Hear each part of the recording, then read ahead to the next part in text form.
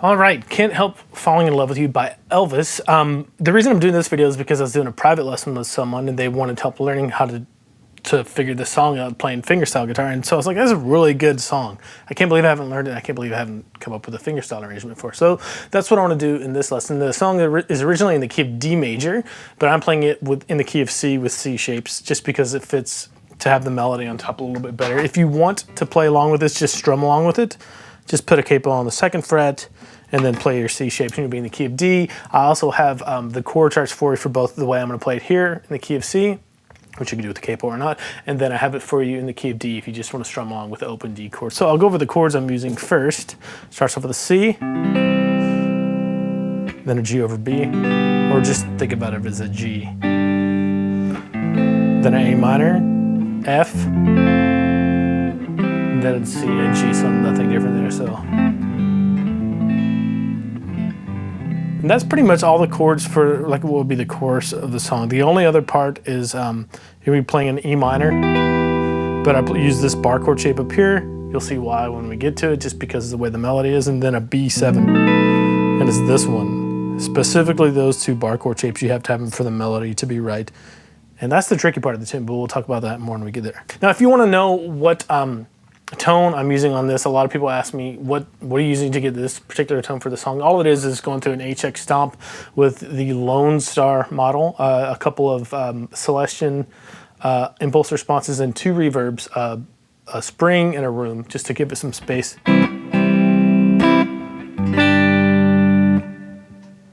So if you just want to strum along to the song, it's in 6/8, so you can strum 1, 2, 3, 4, 5, 6. Each chord gets one measure, which makes it really convenient to keep track of where you are and play along the song, something easy. So if you're just strumming along C, G over B, A minor, 3, 4, 5, 6, 1, 2, 3, 4, 5, 6, 1, 2, 3, 4, 5, 6, 1, 2, 3, 4, 5, 6. And if you want to do like some accompaniment fingerstyle stuff, it's really easy because it's in 6/8. All you have to do is roll up and roll back down. 1, 2, 3, 4, 5, 6. Next chord. Next chord. So if you don't want to do the solo fingerstyle guitar arrangement, you can use either of those two things to play through the song. Now, if you're up for the challenge, here is how you do this. The challenging part of this is in 6/8, and I'm using my thumb as an accompaniment pattern, because if you just listen to the piano on the song, it really kind of calls for that for the entire time throughout the song to give it the right feel. So you have to get that down with your thumb. You can't do it like this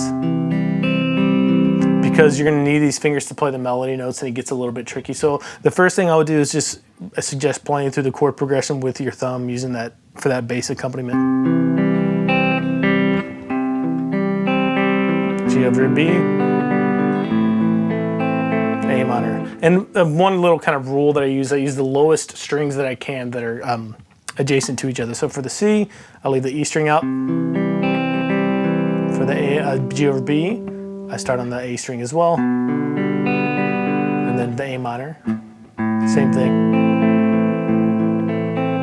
And for the F, I can use my low E string. Then back to the C. And then for the G, I use the low E string. And all I'm doing is going up 1, 2, 3, 4, and then back down 5, 6. And then it starts over, the cycle starts over. And so that's what I would do first. I would go through and play through the progression, just getting those notes down. You can see it in the tab.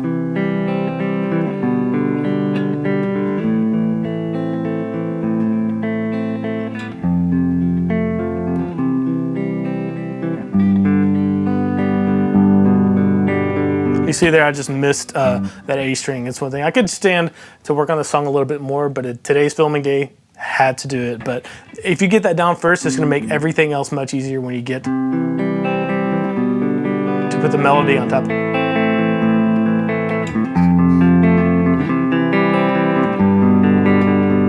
And putting like some kind of reference up here with your pinky, even though I'm not doing that when I play the melody, might be a good idea too, just to help you keep track of where you are. Okay, now for the tricky bits. This song is kind of deceptively easy because it's not that hard, except for in a few parts it gets really tricky. The first part isn't that bad, and there's not that much going on in the melody. So start on your C, and your first melody note for that first measure is just the C you're holding down with your index finger on the B string. And that's it. And then you switch to your G over B, and your melody note is on top. You're already playing it for that chord shape, so that's great. And then switch to your A minor, and then your melody note moves back to the first fret of the B string. Already holding it down, so that's cool. And this, you have 2 measures of A minor right here. Here's the first one. 1, 2, 3, 4, 5, 6. 1, 2, 3. You have a bit of a conflict of interest here as far as your bass note. You have your melody note on top, which is, you need that note to continue your bass line, but it's part of the melody as well. So, and this is the only time where like your melody note isn't played with one of your index finger or second finger. So here's the first measure of the A minor. Second measure. Here's the melody note with your thumb. Continue your thumb pattern. And then you have another melody note on top with your open high E string. So that second measure. So that's a bit different. You're gonna wanna slow that down to where you really don't have to think about it much because it goes by pretty quick.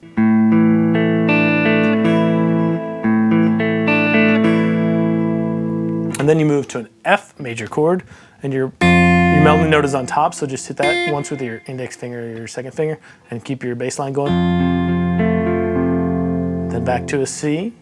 Melody note's just the open high E string with the bass line going, and then back to a normal G chord. And your melody note is the B string of what would be like the 4-finger G shape. And right here you have 2 measures of G. 1, 2, 3, 4, 5, 6. You keep that bass line going for 1, 2, 3, 4, 5. But on 6, you have a melody note on the open G string as you continue your bass line. So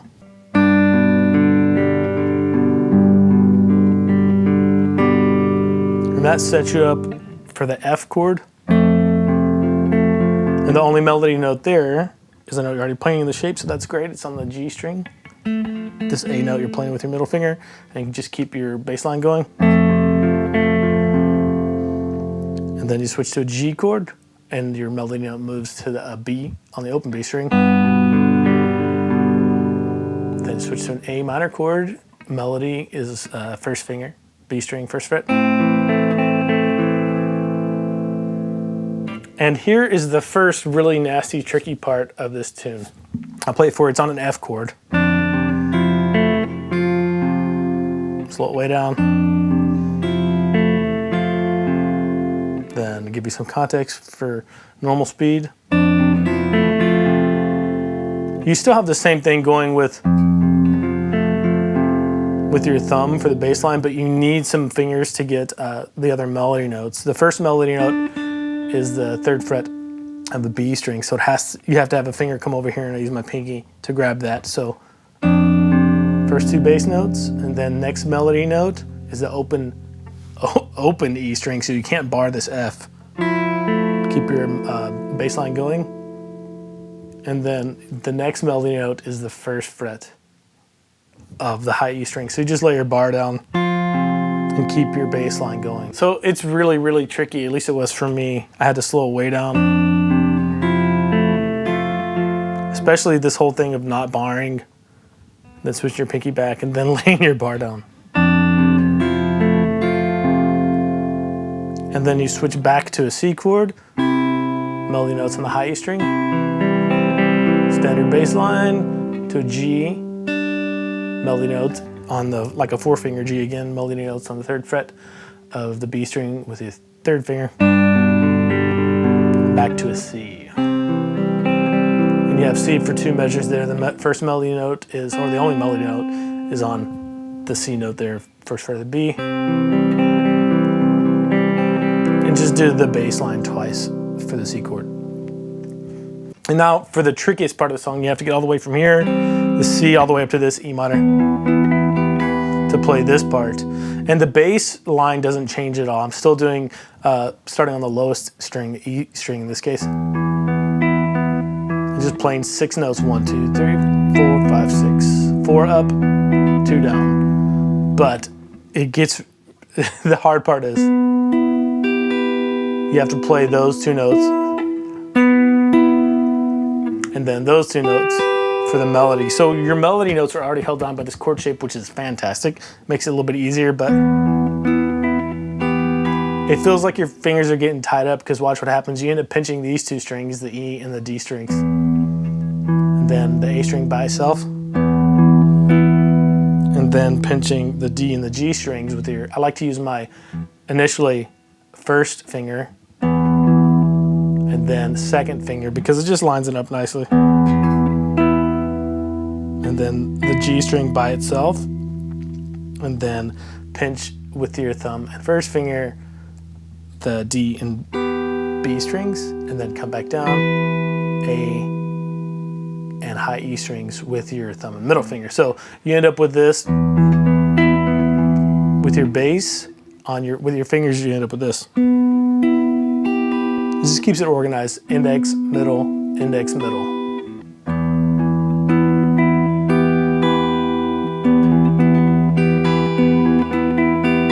So take that super slow, and that was, I'd say that's probably the hardest part of the song for me is this part. And then after you get that one little phrase down, switch to B7, this one.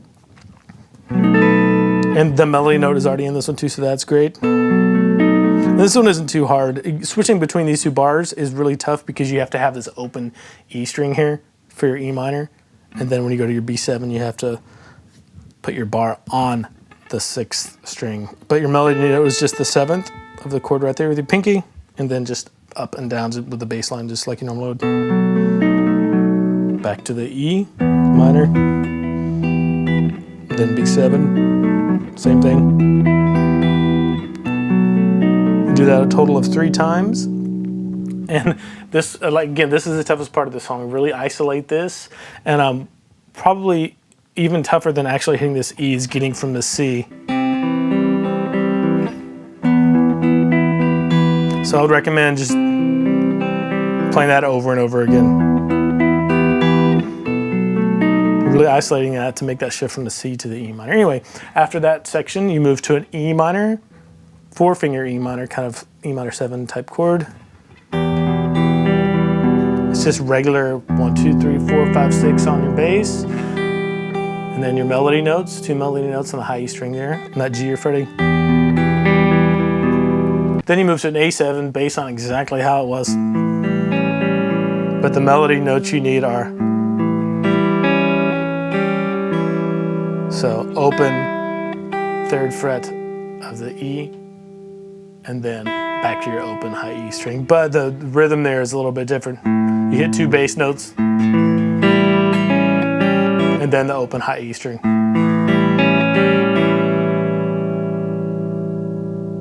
From there you move to a D minor. This one's pretty easy because the melody note's just the high E string with your 6 notes starting on the D string. And then move back to a G chord. And this is the only time where I really deviate from the thumb getting all of the bass notes. I just kind of hit whatever 6 notes I want out of that G chord. Because it's just filling time until you get back to the other part of the song, which you already know, thank God. It goes back into the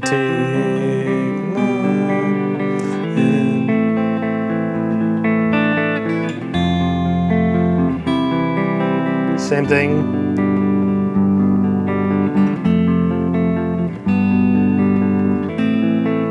And again, this part right here is pretty tough.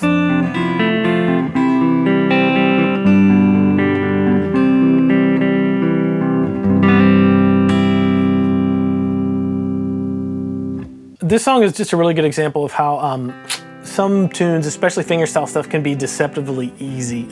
This song from the outside doesn't seem too difficult except for those 2 parts, but just like I had with a couple of students this past week, they were learning fingerstyle tunes. They're like, man, this is hard, I'm never gonna get this down. I was like, well, if you keep blasting through, making mistakes and practicing things not really slowly, yeah, it's gonna take a long time for you to get a tune down. And that's the same thing goes for me. It takes me a long time to learn fingerstyle tunes, but what I know for a fact is the more perfectly you play and slow something down and work maybe on just a measure or 2 a day on something, you're gonna learn it faster. It may not feel like it, it may feel like you're really prolonging it, but when you learn things, play them perfectly, and just concentrate on a little bit at a time, you're gonna learn stuff hours and hours faster than you would if you just kind of blow through things and keep making mistakes. I had a lot of fun learning this tune. It's something I want to play for a while, but I just never got around to it. So thanks for the student for bringing this up, who shall remain anonymous. And if you need help learning a song or just getting a plan in place or with anything on the guitar, you can head over to natesavage.com